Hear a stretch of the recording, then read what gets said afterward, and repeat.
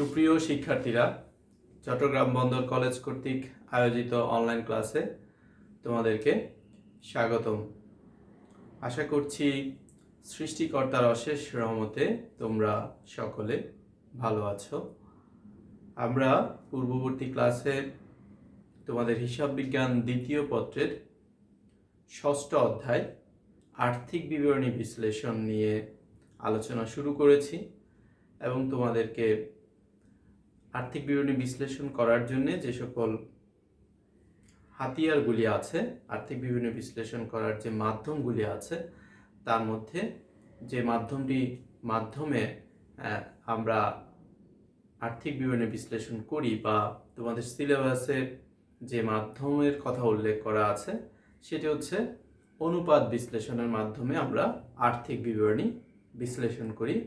এবং অনুপাত বিশ্লেষণ বা অনুপাতের মাধ্যমে যে আমরা আর্থিক বিবরণী বিশ্লেষণ করব, কিছু অনুপাত আছে যে অনুপাতগুলি আমাদেরকে জানতে হবে যে কিভাবে এগুলি সূত্র বসাতে হয়, এবং আমরা যদি সূত্রগুলি ভালো করে পারি বা সূত্রগুলি শিখে রাখতে পারি তাহলে আর্থিক বিবরণী বিশ্লেষণ করা আমাদের জন্য খুবই সহজ। এবং তোমাদেরকে বলেছিলাম বইয়ের কোথায় তোমরা সেই সূত্রগুলি পাবে। আমি আশা করছি তোমরা বই দেখেছো এবং সূত্রগুলিও নিশ্চয়ই শিখেছ। আজকে আমরা একটি গাণিতিক সমস্যার সমাধান করব। এটি তোমাদের বোর্ড পরীক্ষায় এসেছে, সিলেট বোর্ড 2016 সালের একটি প্রশ্ন। প্রথমে আমরা একটু প্রশ্নটি পড়ব। এটি হচ্ছে সিলেট বোর্ড 2016। এটি তোমরা তোমাদের বইয়ের 64 পৃষ্ঠায় পাবে। বইয়ের পৃষ্ঠা নম্বর 64 পৃষ্ঠায় পাবে। গোল্ডেন স্যানিটারি লিমিটেডের আর্থিক অবস্থার বিবরণী 31 ডিসেম্বর 2015। একটি আর্থিক অবস্থার বিবরণী মানে উদ্বর্তপত্র দেয়া আছে। প্রশ্নে মূলধন ও দায়ের পাশে দালান কোঠা আছে 5 লক্ষ টাকা। আচ্ছা, এটি প্রশ্নের ভুল। মূলধন ও দায় যে জায়গায় লেখা আছে সেখানে আসলে সম্পত্তি সমূহ হবে। এটি প্রিন্টিংয়ে হয়তো সমস্যা হয়েছে। সম্পত্তি সমূহ যেই পাশে হবে সেই পাশে লেখা আছে মূলধন ও দায়, শিরোনামটাতে ভুল আছে, তোমরা দেখে নিবে। তো সম্পত্তি যেগুলি দেয়া আছে দেখো, দালান কোঠা 5 লক্ষ টাকা, কলকবজা ও যন্ত্রপাতি 2,50,000 টাকা, মজুদ পণ্য 2 লক্ষ টাকা, প্রাপ্য হিসাব 1,50,000 টাকা, অগ্রিম খরচাবলী দেয়া আছে 20,000 টাকা, দায় গ্রহণের কমিশন আছে 30,000 টাকা, নগদ তহবিল হচ্ছে 50,000 টাকা।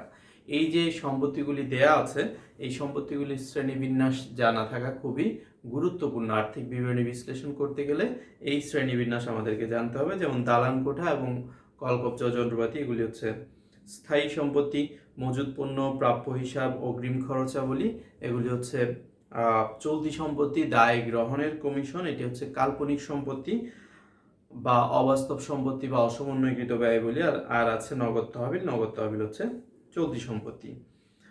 অন্যদিকে দায় ও মূলধনের পাশে শেয়ার মূলধন আছে 6 লক্ষ টাকা, 8% ঋণ আছে 2,50,000 টাকা। শেয়ার মূলধন হচ্ছে মালিকানা তহবিলের অংশ, 8% ঋণ দীর্ঘমেয়াদী দায়, সাধারণ সঞ্চিতি এটিও মালিকানা তহবিল, প্রদেয় হিসাব চলতি দায়, ব্যাংক জমাতিরিক্ত চলতি দায়, বকেয়া খরচাবলী আছে 10,000 টাকা। এরপরে বলা আছে চলতি বছরে কোম্পানির মোট বিক্রয়ের পরিমাণ হচ্ছে 15 লক্ষ টাকা। কোম্পানি বিক্রয় মূল্যের উপর 20% হারে মোট মুনাফা ধার্য করে। বিক্রয় মূল্য যা তার 20% হচ্ছে তাদের মোট মুনাফা বা মোট লাভ। সংশ্লিষ্ট বছরে কারবারের পরিচালনা সংক্রান্ত ব্যয়ের পরিমাণ হচ্ছে 72,800 টাকা। মানে পরিচালন ব্যয় হচ্ছে 72,800 টাকা। সংশ্লিষ্ট বছরে প্রারম্ভিক মজুদের পরিমাণ ছিল সমাপনী মজুদের অর্ধাংশ।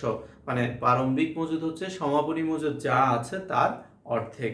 তাহলে সমাপনী মজুদ আমরা কোথায় পাবো? এই যে উদ্বর্তপত্রের সম্পত্তিগুলি দেওয়া আছে সেখানে যে মজুদ পণ্য আছে 2 লক্ষ টাকা, এটি হচ্ছে সমাপনী মজুদ।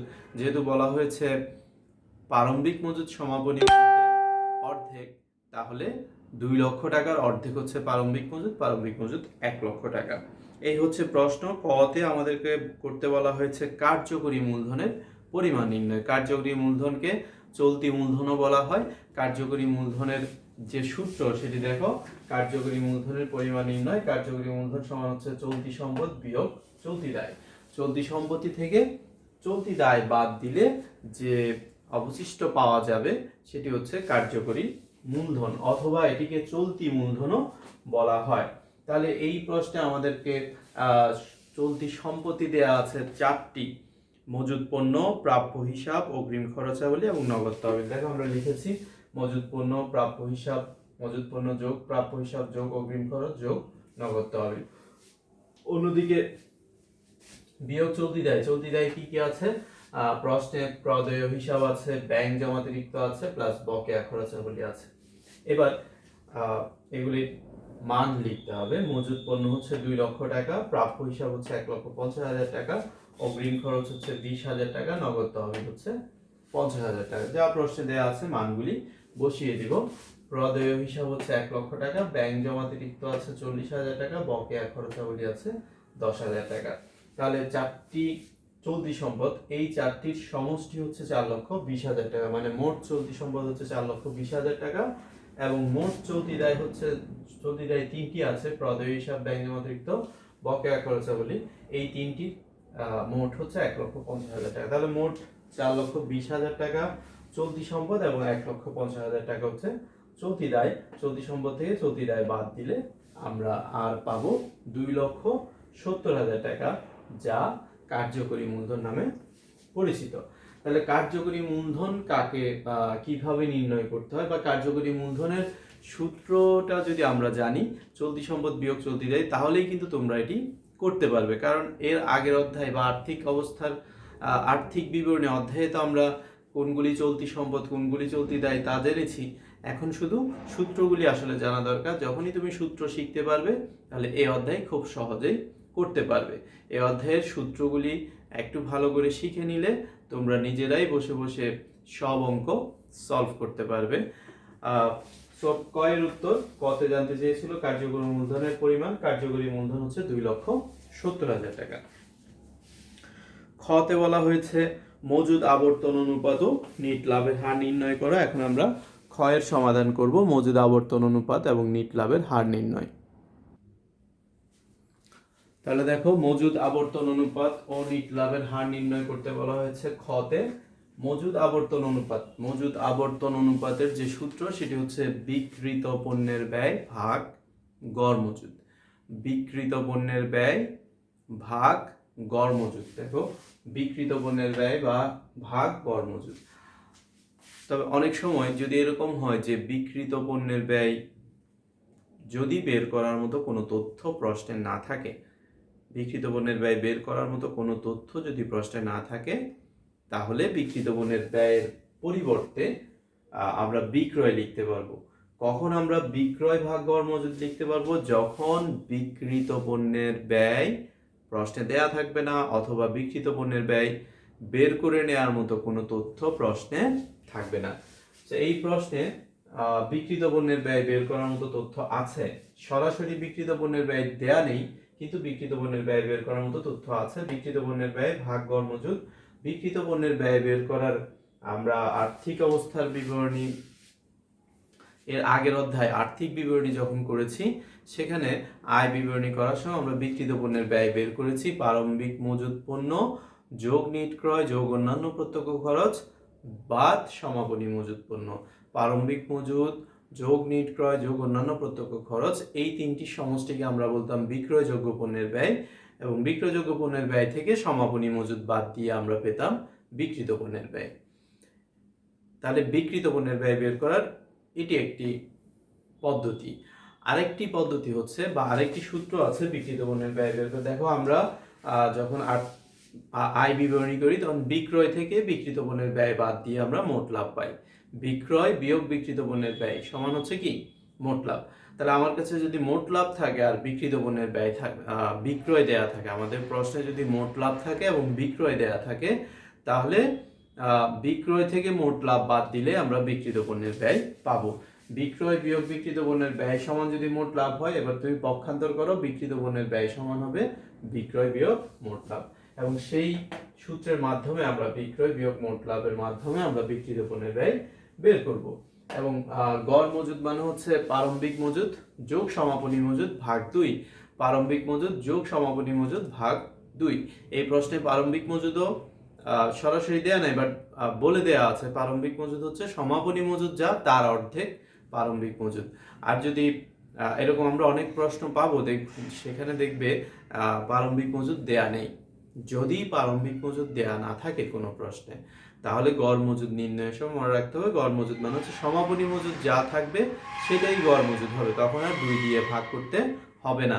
প্রারম্ভিক মজুদ যদি প্রশ্নে উল্লেখ করা না থাকে সমাপনী মজুদই হবে গড় মজুদ, তখন আর তাকে 2 দিয়ে ভাগ করতে হবে না। কিন্তু প্রশ্নে যদি প্রারম্ভিক মজুদ থাকে এবং সমাপনী মজুদ থাকে তাহলে প্রারম্ভিক মজুদ ও সমাপনী মজুদকে যোগ করে 2 দিয়ে ভাগ করতে হবে। এই প্রশ্নে প্রারম্ভিক মজুদও আছে সমাপনী মজুদও আছে, এই জন্য আমরা লিখেছি প্রারম্ভিক মজুদ যোগ সমাপনী মজুদ ভাগ 2। আর বিক্রয় বিয়োগ মোট লাভ, দেখো প্রশ্নে বিক্রয় বলা হয়েছে 15 লক্ষ টাকা এবং মোট লাভের কথা বলা হয়েছে বিক্রয় মূল্যের 20% হচ্ছে মোট লাভ। প্রশ্নে এই কথাটি বলা আছে কোম্পানি বিক্রয় মূল্যের উপর 20% হারে মোট মুনাফা ধার্য করে। তাহলে বিক্রয় 15 লক্ষ টাকা, মোট লাভ হচ্ছে বিক্রয় মূল্যের 20%, তাহলে বিক্রয় মূল্য 15 লক্ষ টাকা, 15 লক্ষ টাকার 20% যা হয়। আর প্রারম্ভিক মজুদ বলছে সমাপনী মজুদ যা তার অর্ধেক, সমাপনী মজুদ দেওয়া আছে 2 লক্ষ টাকা, তাহলে তার অর্ধেক হচ্ছে 1 লক্ষ টাকা। তাহলে 1 লক্ষ, প্রারম্ভিক মজুদ 1 লক্ষ, সমাপনী মজুদ হচ্ছে 2 লক্ষ ভাগ 2। তাহলে 15 লক্ষ এর 20% 3 লক্ষ, আর এখানে আছে 15 লক্ষ, দেখো 15 লক্ষ থেকে 3 লক্ষ গেলে হচ্ছে 12 লক্ষ, আর এদিকে 1 লক্ষ এবং 2 লক্ষ যোগ করলে 3 লক্ষ, 3 লক্ষকে 2 দিয়ে ভাগ করলে হচ্ছে 1 লক্ষ 50,000। তাহলে 12 লক্ষ ভাগ 1 লক্ষ 50,000 এবং রেজাল্ট হচ্ছে 8 বার। সবসময় মনে রাখতে হবে যত আবর্তন অনুপাত আছে, যতগুলি আবর্তন অনুপাত আছে সেগুলির রেজাল্ট যা আসে তার পাশে লিখতে হবে বার অথবা গুণ। এত বার, যত আসে তত বার অথবা গুণ, এটি হচ্ছে আমাদের মজুদ আবর্তন অনুপাত। এরপরে আমরা করব নিট লাভের হার নির্ণয় করব। নিট লাভের হার বা নিট লাভ অনুপাত বলি, এটিকে আমরা নিট লাভের হারও বলা হতে পারে, নিট লাভ অনুপাতও বলা হতে পারে। সূত্র হচ্ছে নিট লাভ ভাগ নিট বিক্রয় গুণ 100। নিট লাভ ভাগ নিট বিক্রয় গুণ 100। এখন প্রশ্নে নিট লাভ দেয়া নেই, তাহলে নিট লাভ কিভাবে বের হবে? দেখো প্রশ্নে আমরা একটু আগে মোট লাভ বের করেছি, মোট লাভ হচ্ছে 3 লক্ষ টাকা এবং প্রশ্নে দেখো পরিচালন ব্যয় দেয়া আছে, পরিচালন ব্যয় হচ্ছে 72,800 টাকা।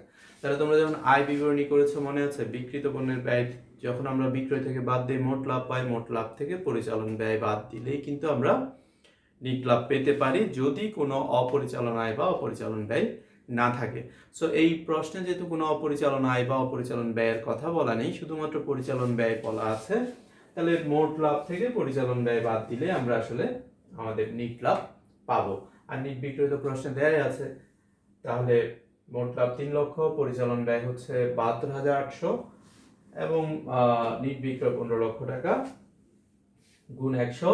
তাহলে 3 লক্ষ থেকে 72,800 বাদ দিলে আমরা পাবো 2,27,200 টাকা। এটি হচ্ছে নিট লাভ। নিট লাভ ভাগ নিট বিক্রয়, নিট বিক্রয় 15 লক্ষ টাকা গুণ 100, তাহলে রেজাল্ট হচ্ছে 15.15% বা শতকরা হারে দেখাতে হবে। কিছু অনুপাত আছে শতকরা হার দিয়ে প্রকাশ করতে হয়, কিছু অনুপাত আছে বার লিখতে হয়, কিছু অনুপাত আছে শুধু অনুপাত লিখতে হয়। তাহলে কোনগুলিতে শতকরা হার, কোনগুলিতে বার, কোনগুলিতে অনুপাত দিয়ে লিখতে হবে সেটি জানার জন্য তোমাদেরকে অনুপাতগুলির আদর্শ মান শিখতে হবে। আদর্শ মানে যদি দেখো পার্সেন্টেজ লেখা আছে তার মানে ওই অনুপাতের রেজাল্টে শতকরা হার লিখতে হবে।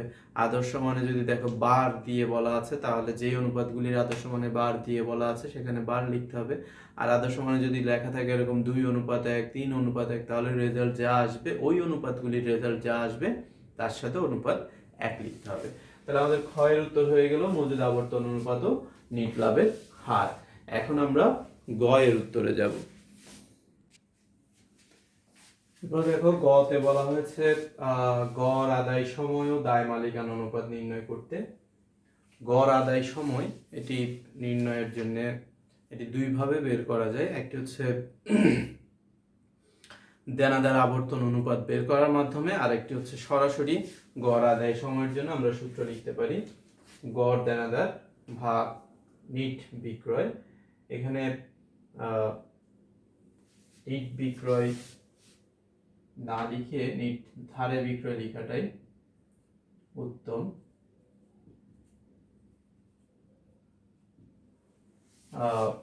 গড় আদায় সময় সমান হচ্ছে গড় দেনাদার ভাগ নিট ধারে বিক্রয় গুণ 365। দেখো, যদি ধারে বিক্রয় আলাদা করে দেয়া না থাকে তাহলে যেটা বিক্রয় সেটাকেই ধারে বিক্রয় মনে করতে হবে। যদি ধারে বিক্রয় আলাদা করে দেয়া না থাকে, ধারে বিক্রয় কত টাকা হয়েছে সেটি বলে দেয়া না থাকে, তাহলে যা বিক্রয় আছে সেটাকেই ধারে বিক্রয় মনে করতে হবে। তাহলে গড় দেনাদার ভাগ নিট ধারে বিক্রয় গুণ 365। গড় আদায় সময় মানে হচ্ছে দেনাদারের কাছ থেকে আমরা পণ্য ধারে বিক্রয়ের পর দেনাদারের কাছ থেকে কতদিন পর পর টাকা আদায় করতে পারি, কতদিন পর পর টাকা আদায় করা হয়, সেটি হচ্ছে গড় আদায় সময়। তাহলে গড় দেনাদারের যে সূত্র সেটি হচ্ছে প্রারম্ভিক দেনাদার যোগ প্রারম্ভিক প্রাপ্য বিল যোগ সমাপনী দেনাদার যোগ সমাপনী প্রাপ্য বিল ভাগ 2। কিন্তু প্রশ্নে যদি প্রারম্ভিক দেনাদার না থাকে, প্রারম্ভিক প্রাপ্য বিল না থাকে, সমাপনী প্রাপ্য বিল না থাকে, শুধুমাত্র সমাপনী দেনাদার দেয়া থাকে অথবা প্রাপ্য হিসাব দেয়া থাকে, তাহলে ওই দেনাদার বা প্রাপ্য হিসাবই হবে গড় দেনাদার। তখন আর 2 দিয়ে ভাগ করতে হবে না।